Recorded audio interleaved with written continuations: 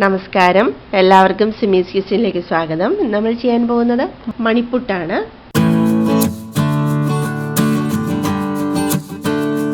വളരെ ചുരുങ്ങിയ സമയം കൊണ്ട് വളരെ ഈസി ആയിട്ട് തയ്യാറാക്കി എടുക്കാൻ പറ്റിയ ഒരു ബ്രേക്ക്ഫാസ്റ്റ് ആണ് മണിപ്പുട്ട്.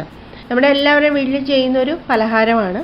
അത് പണ്ട് ഒക്കെ ചെയ്യുന്നതെന്ന് പറഞ്ഞാൽ അതിന് പ്രത്യേക അച്ചുണ്ട്. അത് വെച്ചിട്ടാണ് മണിപ്പുട്ട് തയ്യാറാക്കുന്നത്. പ്രത്യേക സ്റ്റാൻഡിലൊക്കെ ഉറപ്പിച്ച് വെച്ചിട്ട് ആണ് ചെയ്യുന്നത്. അതുപോലെ തന്നെ ഒരാൾ പൊടി തൂക്കി കൊടുക്കണം, അങ്ങനെയൊക്കെയാണ്. പക്ഷെ ഇപ്പം നമുക്ക് വളരെ ഈസി ആയിട്ട് നമ്മുടെ ഇടിയപ്പത്തിൻ്റെ അച്ചുകൊണ്ട് നല്ല ഭംഗിയായിട്ട് നമുക്ക് മണിപ്പുട്ട് തയ്യാറാക്കിയെടുക്കാം. കുട്ടികൾക്കൊക്കെ വളരെ ഇഷ്ടമുള്ളൊരു പലഹാരമാണ്. കാര്യം ഇത് നൂഡിൽസിൻ്റെ പുട്ടെന്ന് പറഞ്ഞിട്ട് കൊടുത്തു കഴിഞ്ഞാൽ എല്ലാവർക്കും വളരെ ഇഷ്ടമാണ്. ഞാൻ എൻ്റെ മോനൊക്കെ ചെറുതിലേ ചെയ്ത് കൊടുക്കുമ്പോൾ അങ്ങനെ പറഞ്ഞിട്ടുള്ളൂ. അവന് ഭയങ്കര ഇഷ്ടമാണ് മണിപ്പുട്ട്. അതിൻ്റെ കൂടെ നമ്മൾ തയ്യാറാക്കുന്ന തേങ്ങാപ്പാൽ കുറുക്ക്, അതുപോലെ തന്നെ നമുക്ക് കറി, മുതിർന്നവർക്കാണെങ്കിൽ കറി വേണം. അപ്പോൾ നമുക്ക് മുട്ട കറി, അതുപോലെ തന്നെ കടലക്കറി, ഇറച്ചിക്കറി എല്ലാം ചേരുന്ന ഒരു പലഹാരമാണ് മണിപ്പുട്ട്. വളരെ സോഫ്റ്റുമായിട്ട് നല്ല ടേസ്റ്റായിട്ട് നമുക്കിത് തയ്യാറാക്കിയെടുക്കാം. അപ്പോൾ നമുക്ക് നമ്മുടെ മണിപ്പുട്ട് തയ്യാറാക്കുന്നത് എങ്ങനെയാണെന്ന് നോക്കാം. അരിപ്പൊടി 1 കപ്പ്. അപ്പത്തിൻ്റെയും ഇടിയപ്പത്തിൻ്റെയും പത്തിരിയുടെ കൂടെ ചേർന്നുള്ള പൊടിയാണ് എടുത്തിരിക്കുന്നത്. ഇതിനെല്ലാം കൂടെ പറ്റിയ പൊടിയാണ്. അപ്പോൾ ഇടിയപ്പത്തിൻ്റെ പൊടിയാണെങ്കിൽ അതാണ് ഏറ്റവും നല്ലത്. അതുപോലെ പത്തിരിയുടെ പൊടിയാണെങ്കിൽ നല്ലതാണ്. വളരെ നേർമയുള്ള പൊടിയാണ്. അപ്പോൾ നല്ല ഭംഗിയായിട്ട് നമുക്ക് ചെയ്തെടുക്കാൻ സാധിക്കും. 1/4 ടീസ്പൂൺ ഉപ്പിടുകയാണ്. 1/2 ടീസ്പൂൺ വെളിച്ചെണ്ണ ഒഴിക്കുകയാണ്. ഈ എണ്ണയും ഉപ്പും പൊടിയും കൂടെ ചേർത്ത് നന്നായിട്ടൊന്ന് മിക്സ് ചെയ്തെടുക്കാം. ഇപ്പം മാവെല്ലാം കൂടെ നന്നായിട്ട് ഇതുപോലെ ഒരു സ്പൂൺ വെച്ച് ഞാൻ നന്നായിട്ട് യോജിപ്പിച്ചെടുത്തിട്ടുണ്ട്. അപ്പം നമുക്ക് നല്ല തിളച്ച വെള്ളത്തിലേക്ക് ഒഴിക്കണം. കുറേശ്ശെ ഒഴിച്ച് നമുക്ക് പതുക്കെ ഇത് കുഴച്ചെടുക്കണം. മാവ് ഇടിയപ്പത്തിനൊക്കെ കുഴയ്ക്കുന്ന പോലെ തന്നെ, വ്യത്യാസമൊന്നുമില്ല. അതിൽ എത്രയും സോഫ്റ്റായിട്ട് കുഴച്ചെടുക്കുന്നു അത്രയും നല്ല പുട്ട് നമുക്ക് തയ്യാറാക്കിയെടുക്കാൻ സാധിക്കും. നമ്മൾ ചൂടുവെള്ളവും കുറേശ്ശെ ഒഴിച്ച് നല്ല തിളച്ച വെള്ളം ഒഴിച്ച് നമ്മൾ നനച്ച് നന്നായിട്ട് കുഴച്ചെടുത്തിട്ടുണ്ട്. അപ്പോൾ ഇത് അവിടെ ഒന്ന് ഇരിക്കട്ടെ, ഒന്ന് തണുക്കണം കേട്ടോ. തണുത്തതിന് ശേഷം മാത്രമേ നമുക്ക് കുഴച്ചെടുക്കാൻ പറ്റത്തുള്ളൂ. അത് ചെറിയ ചൂടോടുകൂടി തന്നെ കുഴച്ചെടുക്കാൻ നോക്കുക. മാക്സിമം നന്നായിട്ട് തന്നെ കുഴച്ചെടുക്കണം. എത്രയും കുഴയ്ക്കുന്നോ അത്രയും സോഫ്റ്റായിട്ട് നമുക്ക് തയ്യാറാക്കിയെടുക്കാൻ സാധിക്കും. അപ്പോൾ ഇതവിടെ ഇരിക്കട്ടെ, നമുക്കിതൊന്ന് അടച്ചു വെക്കാം. ഒന്ന് തണുത്ത് കഴിയുമ്പോൾ വന്ന് നമുക്ക് പിന്നെ നന്നായിട്ട് കുഴച്ചെടുക്കാം. ഇപ്പോൾ ഒന്ന് തണുത്തിട്ടുണ്ട് കേട്ടോ, ചൂടുണ്ട്.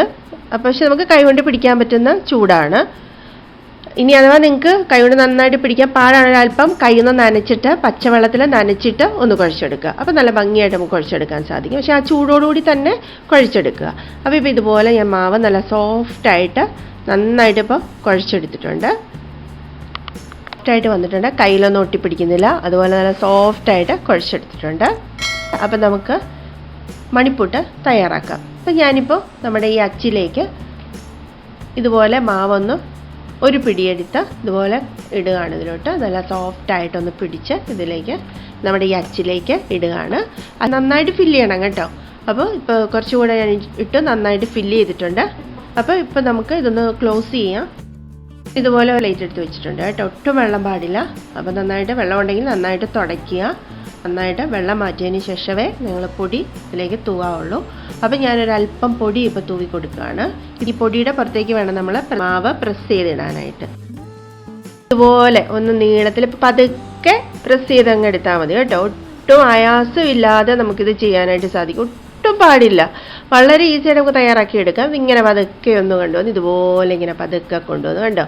അപ്പോൾ ഈ ഒരൊറ്റ ലെയറിൽ ഞാനിങ്ങനെ ഇടുകയാണ്. എന്നിട്ട് ഇതിൻ്റെ പുറത്തേക്കാണ് നമ്മളിനി ഇപ്പോൾ അല്പം പൊടി ഇട്ട് കൊടുക്കണം. കാര്യം ഇത് ഒട്ടിപ്പിടിക്കാതിരിക്കാൻ വേണ്ടിയിട്ടാണ്. അല്ലെങ്കിൽ ഇത് ഒട്ടിപ്പിടിച്ച് പോകും. അപ്പോൾ ഈ ഷേപ്പെല്ലാം പോകും. അപ്പോൾ ഇത്തിരി പൊടി തൂക്കി കൊടുത്തു കഴിഞ്ഞാൽ വളരെ ഈസി ആയിട്ട് നമുക്ക് തയ്യാറാക്കിയെടുക്കാം.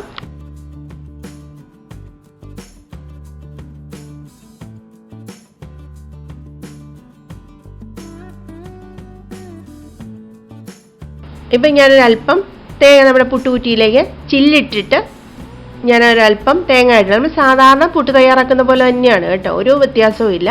പക്ഷേ ഞാനിതിപ്പോൾ തയ്യാറാക്കുന്നത് 2 ചില്ലായിട്ടാണ്. അപ്പോൾ നമ്മൾ അങ്ങനെയാണെങ്കിൽ നമ്മൾ ഇടയ്ക്ക് ഇത്തിരി തേങ്ങ ഇട്ട് കൊടുക്കുക. നമ്മൾ ഒറ്റ പുട്ടായിട്ടാണ് നമ്മൾ പുഴുങ്ങിയെടുക്കേണ്ടതെങ്കിൽ നമ്മൾ ആദ്യവും പിന്നെ നമ്മൾ എല്ലാം നിറച്ചതിന് ശേഷം പിന്നെ മേളിലുമായിട്ടും തേങ്ങ ഇട്ട് കൊടുത്താൽ മതി. പൊടി തൂക്കിയിട്ടിരിക്കുന്ന ഈ നമ്മളിപ്പോൾ പ്രസ് ചെയ്തെടുത്ത നമ്മുടെ ഈ മണിപ്പുട്ടിൻ്റെ മാവ് നമ്മൾ പതുക്കെ പ്രസ് ചെയ്തിട്ടിരിക്കുന്നത് നമുക്ക് പതുക്കെ കുറ്റിയിലേക്ക് കുറേശ്ശെ ഇട്ട് കൊടുക്കാം. അപ്പോൾ നമുക്ക് ആ ഷേപ്പ് പോവാതെ തന്നെ നല്ല ഭംഗിയായിട്ട് നമുക്ക് പുഴുങ്ങിയെടുക്കാൻ സാധിക്കും. ഇപ്പം ഞാനിപ്പോൾ എടുക്കുന്നത് 2 ചില്ലായിട്ടാണ് എടുക്കുന്നത്. അതുകൊണ്ട് ഞാൻ ഇടയ്ക്ക് കൂടെ കുറച്ച് തേങ്ങ ഇട്ട് കൊടുക്കുന്നുണ്ട്. ഇപ്പോൾ കണ്ടോ നമ്മുടെ കുറ്റി മുഴുവൻ മാവിട്ട് നിറച്ചിട്ടുണ്ട്. അപ്പം നമുക്ക് മേളിലും ഒരു അല്പം തേങ്ങ ഇട്ട് കൊടുക്കാം. ഇപ്പം നമ്മുടെ കുറ്റിയെല്ലാം ഫുള്ളും ഫില്ല് ചെയ്തെടുത്തിട്ടുണ്ട്.